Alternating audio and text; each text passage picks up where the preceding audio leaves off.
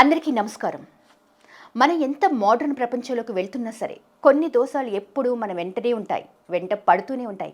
ఆ దోషాల వల్ల ఎన్నో నష్టాలు, ఎన్నో కష్టాలు అనుభవిస్తూ ఉంటాం. కానీ అసలు ఆ దోషాలేంటి? పర్టికులర్‌గా చూస్తే ఈ మధ్య కాలంలో నాగదోషం, కాలసర్ప నాగదోషం ఇలాంటి ఎన్నో దోషాలు వింటూ ఉన్నాం. కానీ వాటి నివారణ ఏంటి? ఎవరు చేస్తారు? దీనివన్నిటి గురించి మాట్లాడడానికి మనతో ప్రముఖ ఉపాసకులు, నాగసిద్ధి, నాగశాస్త్ర ఉపాసకులు శ్రీ బ్రహ్మర్షి వెంకటేశ్వర శర్మ గారు ఉన్నారు. నమస్తే గురూజీ. నమస్తే అమ్మా. ఎలా ఉన్నారు? ఫైన్ అమ్మా. గురూజీ, మనం జనరల్గా మాట్లాడుకుంటే గురువులు అనగానే చాలామంది వస్తున్నారు, కోకొల్లలు. ప్రతి ఒక్కరూ మేమేదో చేస్తాం, లక్షలు గడిస్తున్నారు. కానీ సమస్య మాత్రం అక్కడే ఉంటుంది. సమస్య ముందుకు వెళ్ళదు. కానీ లక్షలు, డబ్బులు, చేతిలో ఉన్న రూపాయి కాస్త అయిపోతుంది. అసలు దీని గురించి మీరేమంటారు? జనరల్గా ప్రతి వాళ్ళు గురువు అని చెప్పుకుంటూ ఉన్నారు. ఇవాళ రేపు ఎట్లా అయిపోయిందంటే పరిస్థితి, కులానికి ఒకరు గురువు తయారయ్యారు. కులాల వారిగా విభజించిపోయారు గురువులు కూడా. గురువు అనేవాడిని ఎవరినంటారంటే, మనకేదైనా ఒక సమస్య వస్తే ఆ గురువు దగ్గరికి వెళ్ళినట్లయితే మనం ఏదైతే సమస్యతో బాధపడుతూ ఆ గురువు దగ్గరికి వెళతామో దానికి పరిష్కార మార్గాన్ని చూపేవాడే గురువు. అవును. అంటే ఎటువంటి సమస్య అయినా కావచ్చు, దానికి సంపూర్ణంగా పరిష్కార మార్గాన్ని చూపించగలగాలి. మరి మేమున్నామంటే, మేము కానివ్వండి, మా తండ్రి గారు కానీ, మా గురువు గారు కానీ, మా నాన్నగారి గురువులు కూడా ఎంత గొప్ప గొప్ప మహానుభావాలతో మేము తిరగడం జరిగింది. ఓకే. మరి వాళ్ళ అనుభవాలు, మరి మా పూర్వీకులు చేసినటువంటి విధానాలు మరి ఎన్నో రకరకాలుగా వాళ్ళు ఛాలెంజ్గా పెట్టి చేసినవి ఉన్నాయన్నమాట. అంటే గురూజీ, ఈ నాగశాస్త్రం, నాగదోషం అంటారు కదా, దీనికి పర్టికులర్గా అంటే ఒకటి ఉంటుంది అంటారా? ఏదైనా చదువు పరంగా కానీ, డిగ్రీ పరంగా కానీ, లేదు ఇంకేదైనా ప్రయత్నం ఉంటుందంటారా దీని వెనుక? ఈ నాగశాస్త్రం అనేది నాకు కూడా మొదట్లో కాలసర్ప దోషం ఉన్నది. ఓకే. మరి నేను కూడా ఎంతో ఒకప్పుడు చాలా ఇబ్బందులు పడుతూ వచ్చాను ఇదే హైదరాబాద్లో. మరి ఫస్ట్ నేను వేదం నేర్చుకున్నాను, తర్వాత జ్యోతిష్యం నేర్చుకున్నాను. మరి మనిషి మనుగడ సాగించాలన్నా, జీవితంలో వృద్ధిలోకి రావాలన్నా నడిపించేది నవగ్రహాలు మాత్రమే. మంచి జరగాలన్నా, మానవుడి చెడు జరగాలన్నా, ఏ శుభం జరగాలన్నా, సంతానం కలగాలన్నా, మంచి ఉద్యోగం రావాలన్నా, ఇట్లా అనుకూలమైన భార్య రావాలన్నా కూడా ఎటువంటి మంచి జరగాలన్నా మానవుడికి పనికి వచ్చేది ఏంటయ్యా అంటే నవగ్రహాలే నడిపిస్తూ ఉంటాయి. ఓకే. మరి నా జాతకంలో ఉన్నటువంటి కాలసర్ప దోషం నేను జ్యోతిష్యం నేర్చుకున్న తర్వాత నాకు అర్థమైంది. అంటే ఒక్క నిమిషం గురూజీ, ఇప్పుడు మీరు జ్యోతిష్యం అంటున్నారు. చాలా మంది జ్యోతిష్యులు వాళ్ళ జ్యోతిష్యం అని చెప్తారు. ప్రతి దోషానికి కూడా నివృత్తి మేము చేస్తాము అని అంటారు. కానీ మీరు మాత్రం కేవలం నాగశాస్త్రం గురించే మీ ముందుంటాను, నాగశాస్త్రంకి సంబంధించి ఎటువంటి దోషమైనా ఖచ్చితంగా మేము చేయగలుగుతాము అనే షూరిటీని చూపిస్తున్నారు. ఎందుకంటే ఇప్పుడు ప్రజెంట్ మనం మాట్లాడుతున్నాం, ఎంతో ఆధ్యాత్మికత ఉన్నా బయట ఉన్న ప్రపంచం వేరు. సో అసలు ఎలా, అంటే ఈ నాగశాస్త్రం గురించి మీరు ఏం చేశారు, దీని మీద ఏం జరిగింది? మరి జ్యోతిష్యం నేర్చుకున్న తర్వాత ఫస్ట్ నేను ఎందుకు ఇబ్బంది పడుతున్నాను, నా జాతకం ఫస్ట్ ఎట్లా ఉంటుందంటే, ఫస్ట్ నా జాతకం నేను స్టడీ చేశాను. చేసిన తర్వాత మా కుటుంబంలో జాతకాలన్నీ స్టడీ చేశాను. మరి అందరి జాతకాల్లో కూడా కాలసర్ప దోషాలు, నాగదోషాలు, కుజదోషాలు అందరికీ కనపడుతూ ఉన్నాయి. మరి దీనికి నివారణ ఉపాయం ఏంటయ్యా అంటే, దీనికి మార్గం ఏంటయ్యా అంటే, జ్యోతిష్యం అనేది పంచమ వేదం అంటారు.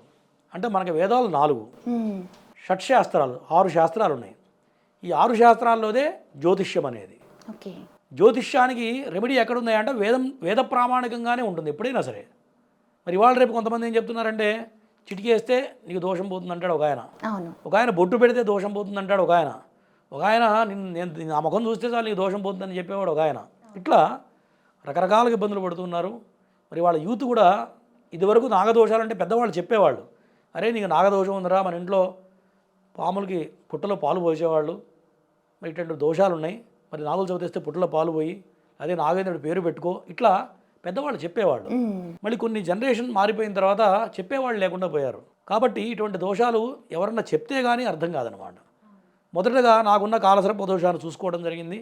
దానికి ఏం చేయాలి రెమెడీ అనేది వేద ప్రామాణికంగా నాగప్రతిష్ఠ చేశాను. చేసిన తర్వాత నేను వృద్ధిలోకి వచ్చాను.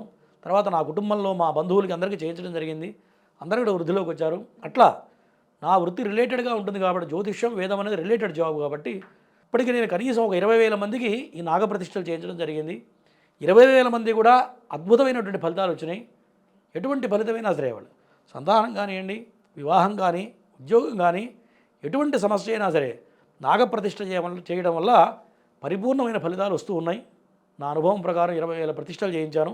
కాబట్టి నేను దీని గురించి ఈ నాగసిద్ధి అనే ప్రోగ్రాం ఏర్పాటు చేయడం జరిగింది. కాబట్టి నాకు తెలిసింది 10 మందికి ఉపయోగించాలి, 10 మందికి ఉపయోగపడాలి, దీనివల్ల అందరూ కూడా సత్ఫలితాలు పొందాలి. అంతే కదమ్మా. ఇప్పుడు శాస్త్రం ఏం చెప్తుందంటే మనకున్న విద్య 10 మందికి దానం చేయాలి. అవును. అట్లా కాకుండా మన దగ్గర ఎట్టి పెట్టుకున్నాం అనుకోండి, వచ్చే జన్మలో ఒక అరణ్యంలో ఒక ఎడారిలో ఒక మహావృక్షం ఉందనుకోండి, పండు కాస్తాయి కానీ ఎవడు తినడానికి పనికిరాదు. అట్లా మనకున్నది తెలిసింది కానీ మంచి అయినా సరే 10 మందికి ఉపయోగించాలి, 10 మందికి చెప్పాలి. దానివల్ల విశేషమైన ఫలితం వస్తుందని చెప్పి శాస్త్రం చెబుతుంది. కాబట్టి నేను ఈ మార్గాన్ని ఎంచుకోవడం జరిగింది. మరి ఎంతోమందికి ఈ నాగసిద్ధి ప్రోగ్రాం ద్వారా ఎంతోమంది మనం ఎడ్యుకేట్ చేయడం జరిగింది. దానివల్ల ఎంతోమంది సత్ఫలితాలను పొందుతూ ఉన్నారు. గురుగారు, అసలు ఒక వ్యక్తికి నాగదోషం ఉంది, అందుకే తనకి ఏ ప్రయత్నం చేస్తున్నా సరే వెనక్కి వెళ్తుంది అని తెలుసుకోవడం ఎలా? అసలు ఎంత టైం పడుతుంది అంటారు? చాలా మంచి ప్రశ్న వేశారు.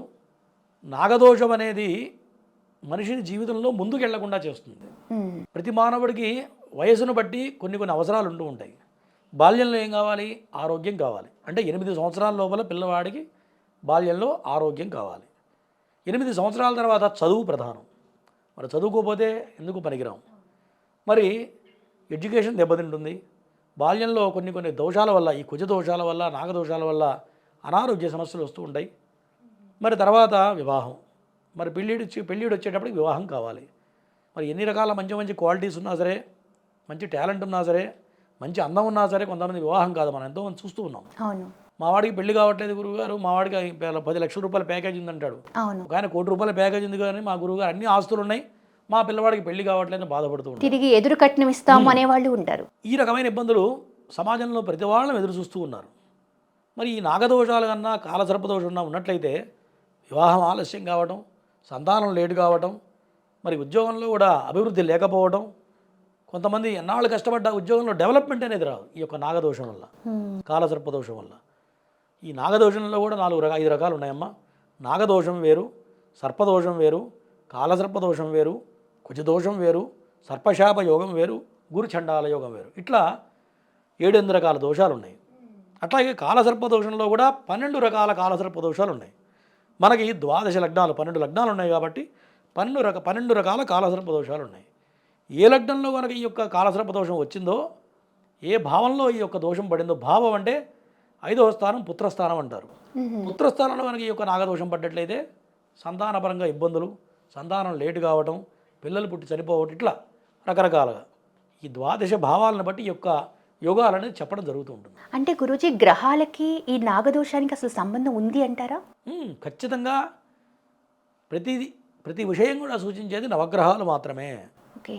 ఈ వ్యక్తికి అందమైన భార్య వస్తుందంటే అది కూడా ఆ గ్రహాల ప్రభావం తప్ప రెండోది కాదు. మరి ఈ వ్యక్తికి పితృదోషం ఉందంటే ఆ యొక్క గ్రహాల కలయిక, రవిగ్రహం రాహుగ్రహాల కలయిక వల్ల పితృదోషం సూచిస్తూ ఉంటుంది జ్యోతిష్య శాస్త్రం. అట్లాగే గురువు కేతువు కలిసినట్లయితే బ్రాహ్మణ శాప యోగం అంటారు జ్యోతిష్య శాస్త్రంలో. అంటే పోయిన జన్మలో ఒక మహాపాపం చేసినట్లయితే ఈ యొక్క బ్రాహ్మణ శాప యోగం ఉంటుంది. అట్లాగే కుజుడు కేతువు కలిసి కొన్ని రాశుల్లో ఉన్నట్లయితే అది సర్పశాప యోగం అంటారు. అంటే సర్పశాప యోగం అంటే దేవతా సర్పాలను చంపితేనే సర్పశాప యోగం అనేది సంభవిస్తూ ఉంటుంది. మరి ఈ సర్పశాప యోగం వంశానుక్రమంగా 7 తరాల వరకు వస్తూ ఉంటుంది ఈ సర్పశాప యోగం అనేది. అంటే మీరన్నది ఒక పాముని చంపడం వల్ల వస్తుంది అంటున్నారు. మనకు తెలిసి చేసినా తెలియక చేసినా, చాలా మంది అంటారు నేను ఏనాడు పాముని చంపలేదు స్వామి, కానీ నాకు దోషం ఉంది అని చెబుతున్నారని చాలా మంది అంటుంటారు. అసలు దీనికి ఎలా నివృత్తి? ఇది చాలా మంచి ప్రశ్న వేశారు మీరు. చాలామంది అంటుంటారు, గురువుగారు మేము ఏ పామును చంపలేదండి, మా నాన్నగారు కూడా చంపలేదు, మాకే ఎందుకు వచ్చింది దోషం, మేము ఎన్నో దాన ధర్మాలు చేసాం, ఎన్నో మంచి పనులు చేశాం గురువుగారు, మాకే ఎందుకు వచ్చింది అని ప్రశ్న వేసిన వాళ్ళు కూడా చాలామంది ఉన్నారు. ఈ సర్పదోషం అనేది పావులను చంపితేనే కాదు, పావుల్ని చంపినా సర్పదోషం వస్తుంది. 2 పాములు కలవడం చూస్తే కూడా మహాదోషం. 2 పాములు కలయిక చూడకూడదు, అది కూడా మహాదోషం. అట్లాగే మరి దేవతా సర్పం కనుక నరుడి కంట పడ్డట్లయితే, మానవుడి కంట పడ్డట్లయితే దేవతా సర్పాలు కొన్ని ఉంటాయి. అంటే నెత్తి మీద మణి ఉంటుంది చూడండి, కొన్ని సర్పాలకి మణిగల సర్పం ఉంటుంది. ఆ మణిగల సర్పం సామాన్యుడిగా మానవుడి కంట పడదు, అది కనపడకుండానే తిరుగుతూ ఉంటుంది. ఆ సర్పం వచ్చినప్పుడు సుగంధ పరిమళ వాసనలు వస్తూ ఉంటాయి. మనం వెల్డింగ్ చేస్తే స్పార్క్ ఎట్లా వస్తుందో స్పార్క్ వస్తూ ఉంటుంది. అటువంటి సర్పం కనుక మానవుడి వాసన చూసినా, మానవుడు నరుడు కంట పడితే కూడా ఆ సర్పం తలకాయ నేలకేసుకొని కొట్టుకొని చచ్చిపోతుందిరా. ఓకే. దానివల్ల కూడా సర్పదోషం వస్తుంది. అట్లాగే కొన్ని రకాల దోషాల వల్ల కూడా సర్పదోషం వస్తుంది. భార్యాభర్తలను విడదీస్తే సర్పదోషం వస్తుంది. తండ్రి కొడుకులను విడదీస్తే సర్పదోషం వస్తుంది. పరుల సొమ్ము దొంగతనంగా అపహరించిన, మ్మ్. అన్యాక్రాంతంగా ఎదుటివాడు సొమ్ము తింటే, ఒక ఇంట్లో భోజనం చేస్తే కూడా దోషం అని చెప్తుంది శాస్త్రం. నేను మీ ఇంటికి వచ్చాననుకోండి, మీరు నాకు రోజు భోజనం పెడతారు, నాకు ఉత్తపుణ్యానికి వచ్చిందా తింటే కూడా అది రుణగ్రస్తం అవుతుంది. ఈ రుణగ్రస్తం వచ్చే జన్మలో మనకు చూపిస్తూ ఉంటుంది. వచ్చే జన్మ కాదు, కలియుగంలో ఈ జన్మలోనే చూపిస్తూ ఉంటుంది. ఇట్లా కాబట్టి ప్రతిదీ కూడా ఆలోచించి చేయాలి.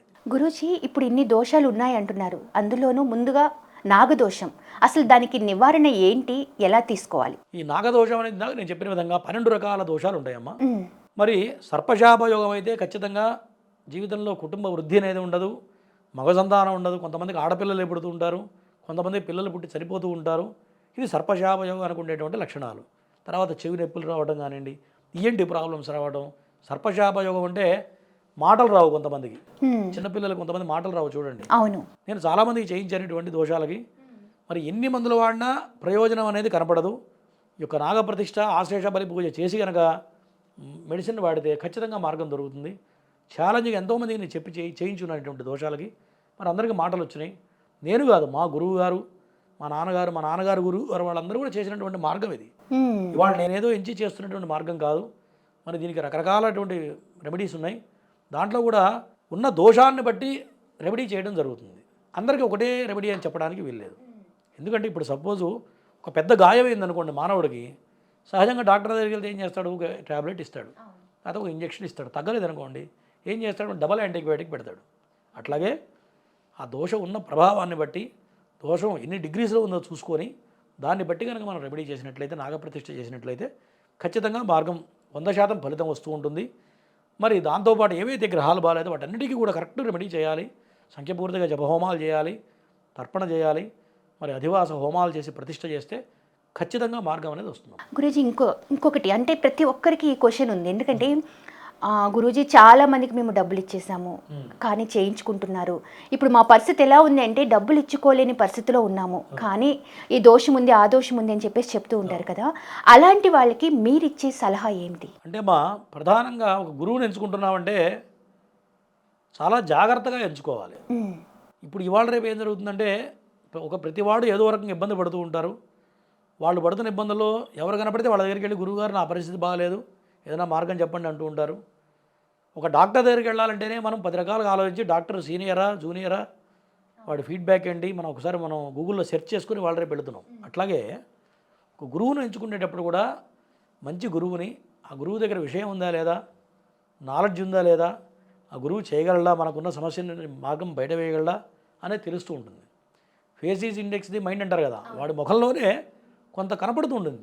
కొంతమంది గమనిస్తూ ఉంటారు, అందరూ గమనించలేకపోవచ్చు, కొంతమంది గమనిస్తూ ఉంటారు.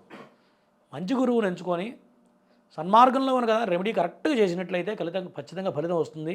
అట్లా కాకుండా ఎవరి దగ్గర పెడితే వాళ్ళ దగ్గరికి వెళ్ళి ప్రతి వాళ్ళు చెప్పిందల్లా చేసి, గురువుగారు అందరూ చెప్పింది చేసామండి మాకు ఫలితం రావట్లేదు అని చెప్పేవాళ్ళు చాలామంది ఉన్నారు. మ్మ్.